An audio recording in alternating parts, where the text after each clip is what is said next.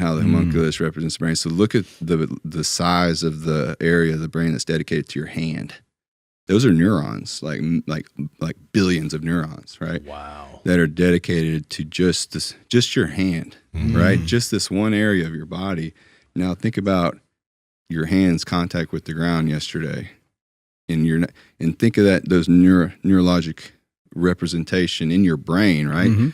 And now think about how when your hand's now fully active and engaged and grounded and connected to the floor, now what's happening in your brain compared to whenever I'm like compensating and the wrist pain and this thing's going on. Yeah, and if you're trying to tell me about like, oh, you should be able to feel your shoulder. Like sometimes you do like, I don't know how much yoga you've done, but they say stuff in yoga and they talk real nice and real kind. And I'm just like, my wrist just feels like it's going to break in this position. Like I can't really think of some of the stuff they're talking about because my focus, my brain, the space in my brain is being consumed and overridden by this maybe particular pain or sensation that I have. Kind of just like the Outwitting the Devil book that was suggested to us by Bedros Keuilian, where poverty and fear are the kind of main things that can occupy your brain. And you think about if we lump some pain in there too, then we get into situations again where I was mentioning to you yesterday, you might be, if I said, hey, why don't you jump up onto that box and then jump down from that and jump on the other one? You might be like, what? Even though you heard me, you just might want a little bit of a moment to like think about it, and maybe you come up with your own version of it. But if you were like a 14-year-old kid that skateboards and shit like that, you'd be like, sure, cool, pop, and you do it. I'll just do that right now. Yeah. No second thought. Yeah, well, that's what I appreciate about you, is that you kind of have that attitude with the people we all work with, and I like it too because I can see it helps Mark kind of have the moment to understand and get comfortable with it, because you just jump in and then he can kind of get in there and makes him a little more comfortable. So it's a good team. It's a way y'all's team functions that I could see, that I don't know if y'all appreciate that well, but you're right. These guys go through it first and then Andrew didn't die. All right, I'll give it a shot. And y'all, but in same token, yesterday y'all kind of switched spots, you kind of, and then today I got to talk and work with you a little bit. So it was great. And from my perspective, learning from people and listening to what they say, like, you're such a good active listener, both you guys, all of you are really. And that's something me and Batchy had a lot to say about. Everybody we connected with was really actively engaged in the conversations we were having. It wasn't just rushing to try to share their thoughts. And I know y'all probably are used to people coming in my seat and being really eager to share their thoughts, their ideas, their programs, and where I come in, I guess, in terms of adding value and looking at all the great things that you guys get into, is looking at, okay, look, actually, there's way more in common between these systems and these perceived competitors.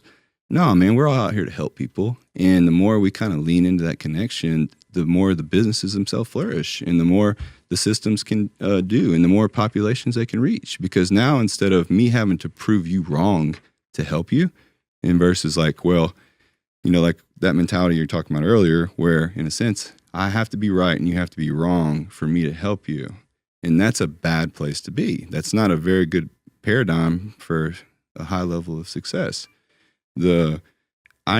You need to be right, and I need to be right, and we need to work on this thing together. There is no right unless or we're wrong. Totally wrong. Yeah, I mean, sure. You can get to you know what I mean. But that's a bigger problem, And I feel like sometimes we can investigate those problems through our movement and through this exchange of like trying different positions. Well, this is a little stale. Let's try a different position, right?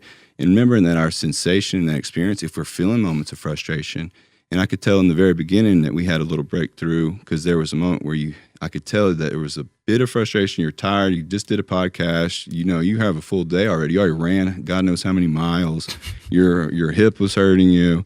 You were having to go into a place of focus where most people don't have that capacity where that cortisol build up or whatever it is that the day does to us. Now they can justify being impatient. Breakthrough feels so good It because you does. kind of get like kind of hot and agitated, like Yes. literally get like physically kind of Sure. sweaty. Hi, Roger family. How's it going? We talk about sleep all the time on this podcast. That's why we partnered with 8 Sleep mattresses.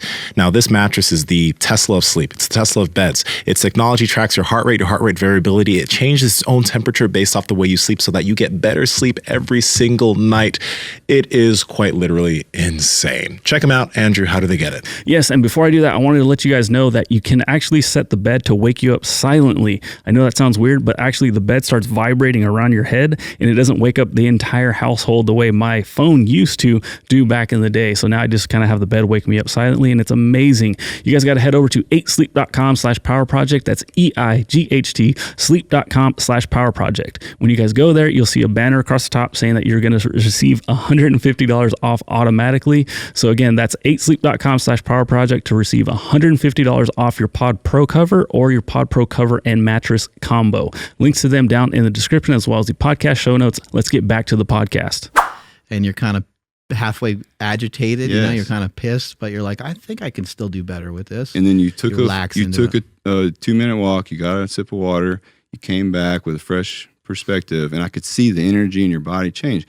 And that was so powerful for me to see, because everything I needed to hear is to learn about you. Nothing about what you said or anything you proved in that moment, that you are willing to confront something and you're here. And almost that sensation, instead of making it you avoid it and say, oh, it's not good for me, I got better things to do.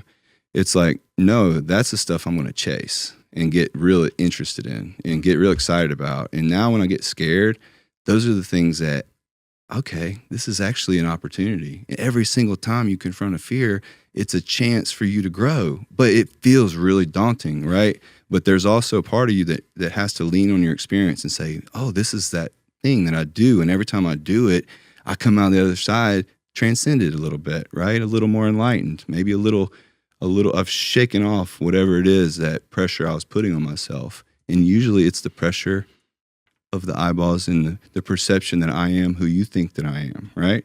And you have to know yourself too, and tell the coach or instructor or whoever you're working with, hey, you know what, I think I had enough. That's right. And if that coach is like, no, man, we got, you know, then maybe you found the wrong, maybe it's the wrong person. And also if the coach is in a state of where, okay, well, instead of let's just throwing the baby out with the bathwater here, let's just take it down a notch. Let's move it to a different position, because we still need to get the work in, right? I'm still like, we're still here and we still need to utilize this How time. about we bump the intensity back, or would you be okay if we move on to another exercise? Person's probably like, yeah, sure. Thank you. And the flexibility to do that is really the key.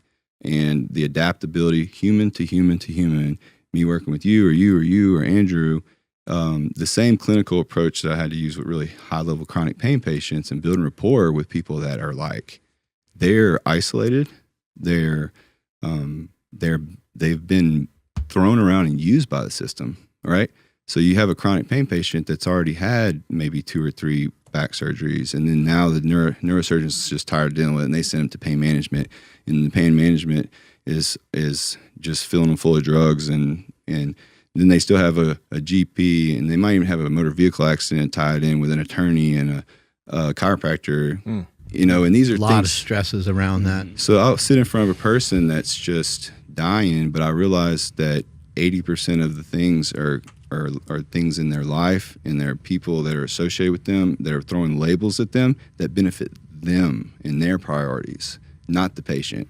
Probably helps you a lot that you probably are confident in the fact that you probably know in your heart that you can at least help the person make some progress. Right. Maybe you can't fix it because maybe like there's just something, like we don't know everything, but we need 1%. You can probably, I would imagine you probably have 100% success rate when it comes to helping people get some sort of progress. If they show up, because we can only change so much.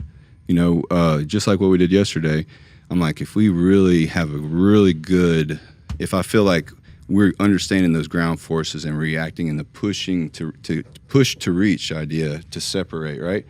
So that's a concept, right? But there's a lot of different ways you can go about that for each person to feel it effectively. you could have the best session of your life and create motion and get all this range that you literally have never had, but only if you keep 30% of that tomorrow, that's impressive. But I would say even if you kept 10, but now I have to go back to that well and I have to keep getting water from it and I have to keep experiencing it, you by yourself in your space. And all of a sudden it becomes this thing that, oh, you're like, oh, I can do this on the wall. Like, oh, I can do this on a bench. I can do it in so many different ways and give myself a totally different experience. And that day-to-day routine and discipline, this playful activation of just say, oh, let me use my arms and hands as weight bearing, as like legs. I'm gonna treat them like legs, and then teach my shoulder girdles to be like hips that seat into the body and the rib cage. That concept itself, and you just playing 15 minutes can solve way more for you than any system I can deliver you.